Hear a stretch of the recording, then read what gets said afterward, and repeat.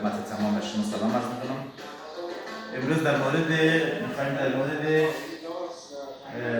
نحوه بزرگ کردن گوساله و گوساله داری صحبت کنیم. چجوری گوساله خوب بزرگ کنیم، گوساله‌ای که برای از ما خرج کمتر داشته باشه.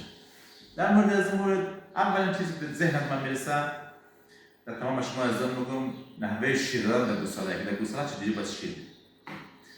بعضی دوستان در باغداری‌های بزرگ یا کسایی که در خانه خود مال نگه میدارن اینا شیر از طریق سطل میدن و نمیدونن که چقدر شیر داخل از سطل ریخته. میبینی یک دفعه داخل سطل 3 لیتر، 4 لیتر، 5 لیتر شیره و این گوساله می شیر همه‌اش میخوره. در صورتی که شیردانی از این گوساله شاید 1.5 لیتر، توان 1.5 لیتر شیر داشته باشه، توان 2 لیتر شیر داشته باشه.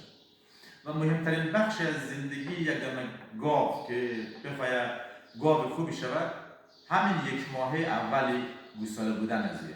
وقتی در زمان گوساله بودن او رو خوب نگهداری نکنی اون نمیتونه گاو خوبی باشه، نمیتونه گاو خوبی شود، نمیتونه گاوی شود که چه از نظر شیر دادن چه از نظر گوشت خوب مثلا استفاده داشته باشه. مرحله اولی که از طریق شیرچوشه به گاو شیر بدیم خیلی مهمه.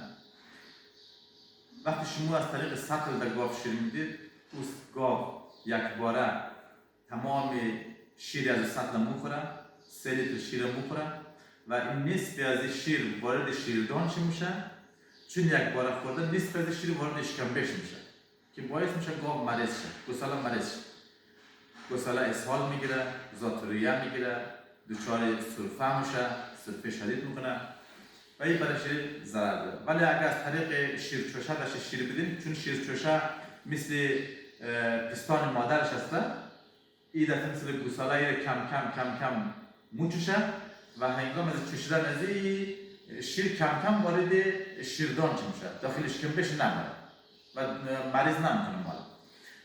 و مورد دوم، مسئله دومی که خیلی مهمه مقدار شیر دادن. چه مقدار شیر بدیم؟ آیا این درسته در گوساله که 10 روزه همون مقدار شیر بدیم که در گوساله 3 ماه هم شیر میدیم؟ نه، مشخصا این درست نیست، اشتباه کامله. گوساله 10 روزه اگر شما 1.5 لیتر سوپ شیر بدید، 1.5 لیتر شیر شب بدید، شبانه 1.5 لیتر شیر بدید، برایش کفایت میکنه.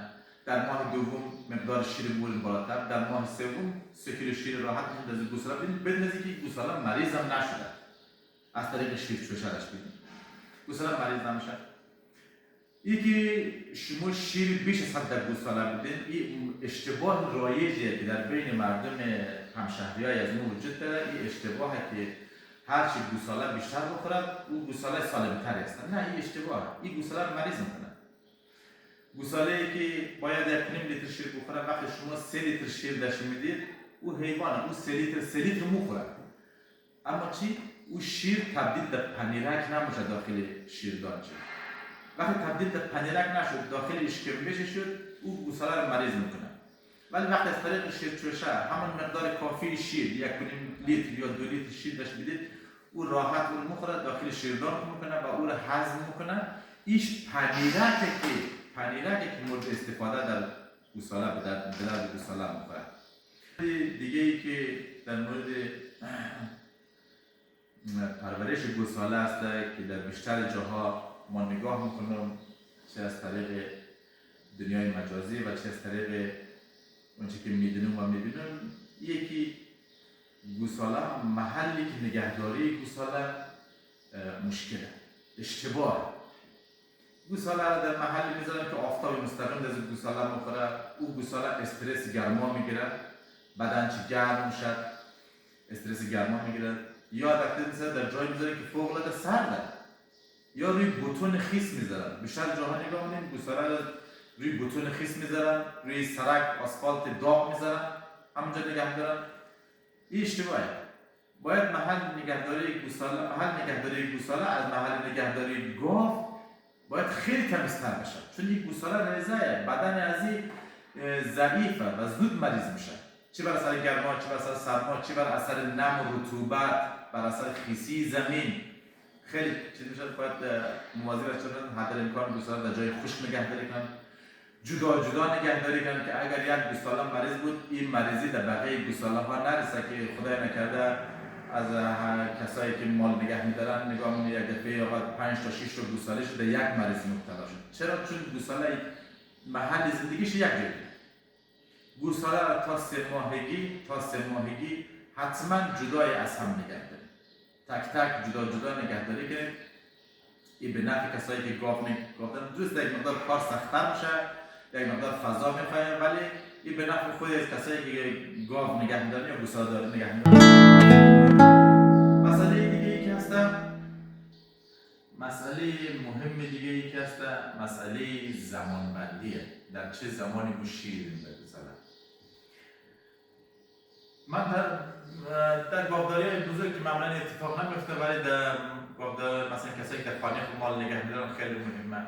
شیر در یک زمان در گوساله بدیم. امروز مثلا ساعت 7 دادین، فردا نشه ساعت 10 دادین. حتما به همون ساعت 7 که دیروز شیر دادین، فردا همون ساعت 7 دادین و در همون طریقه رفتار کنید برید. در همون روش برید جلو. و اینکه شیر سرد در گوساله ندید. وقتی شیر سرد میشه، نگاه کنید ما اصلا در منطقه های از ما یا منطقه هایی که ما دیدم شیر مودشن میذارن کنار، مورن بقیه کارهای انجام میدن، او شیر سرد میشه. او شیر سرد شده، او شیر یخ شده، او شیر یخ هم برن در گوساله میدن، او گوساله 100% اسهال میشه. شیر یخ خیلی مهمه که شیر یخ در گوساله ندید. و این چیزا رو انشاءالله رعایت کنید تا بتونید اگر گوساله خوب با کیفیت که هنگامی که بزرگ میشه گاو میشه در شمول خودرسانی داشته باشد، چه از نظر شیر دادن، چه از نظر گوشت دادن، در همه چیز در فایدهش و استفادهشون باشد. اگر نکاتی که گفتم رعایت کنید، گوساله شما مریض نمیشه، گوساله سالمی دارید، گوساله دارید که شما را از خیلی از خرجا نمیذاره که شما خرج کنید. خرجایی مثل که دکتر بیاد، دکتر ببر، اینجور چیزا. با تشکر از همه شما کسانی که پیج از ما دنبال میکنن، لایک، کامنت، سابسکرایب فراموش نشه. ممنونم بابت از اینکه وقت میذارید و برنامه‌های از ما تماشا میکنید. خدا یار و مددگار شما.